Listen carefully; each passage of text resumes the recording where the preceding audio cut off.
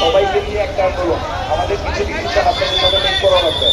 কারণ আমরা আন্দোলন করতেছি, আমাদের উদ্দেশ্য তো আগে যেমন ছিল, জুলাইয়ের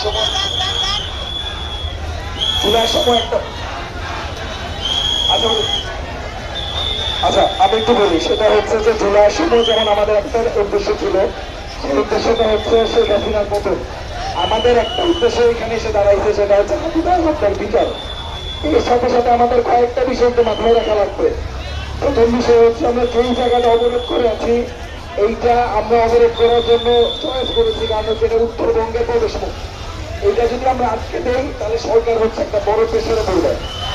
আমাদের আমাদের কথা হয়েছে, আমি যতটুকু দেখেছি আমার ইনকিলাব মঞ্চের সাথে কথা হয়েছে, ইনকিলাব মঞ্চ আমাদেরকে বলেছে আপনারা খুবই ভালো হয় যদি আজকে 8টা পর্যন্ত রাস্তা অবরোধ করে রাখেন, এবং কালকে আগে কথা শুনতে হবে, তারপরে সবার কথা আগে কথা শুনতে হবে না, তাইলে ভাই সবাই সবার আমাদের কালকে বিসিএ নিয়ে উত্তর ইউনিভার্সিটি আরো অনেকগুলো ইউনিভার্সিটি আছে, সবাইকে নিয়ে একসাথে নামার কথা আছে।